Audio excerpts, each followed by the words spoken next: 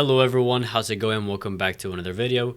My name is Diego. This guy does not have a name, but he is a really pretty red phantom lily white crested gecko. And today, together, we're gonna talk to you about hand feeding crested geckos. We're gonna be going over why you should and shouldn't hand feed your crested geckos and which scenarios is it more recommended to do so or not to do so. So without further ado, let's jump straight into the video. Hand feeding is a great way of making sure that your animal is eating properly. However, it is not the best way to feed your animal, and I say this for many reasons. One, it takes a lot of time. If you have 50, 60, 70 geckos or a huge collection of 2, 3, 400 geckos, there is no way you're gonna be able to hand feed each one of your crested geckos every time they need to eat. Secondly, I haven't proven this out myself, but some people say that they could end up getting used to hand feeding and start to not eat by themselves. Now, as I've said, I haven't proven this out. I don't want to do anything that might risk the health of my animals,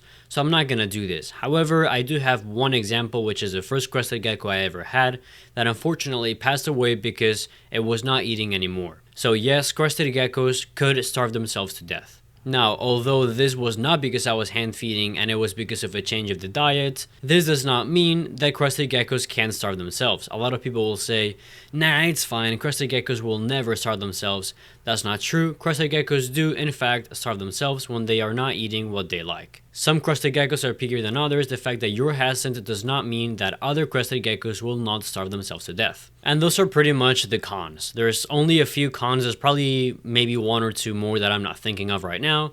But the whole don't do it movement comes from the getting used to only hand feeding, which I don't think is fully true, but it does have some truth to it. On the other hand, it is good because the gecko eats what they want. So it's not like you're putting a bottle cap with the amount of food that you think they're gonna eat. Maybe they eat more than that, or maybe they eat less than that. However, it's not like that is a big issue. Usually there's not a lot of crested gecko that goes to waste, at least in my collection, and when it does, we feed it to our crickets, dubias, or mealworm colonies. So it doesn't really go to waste that much.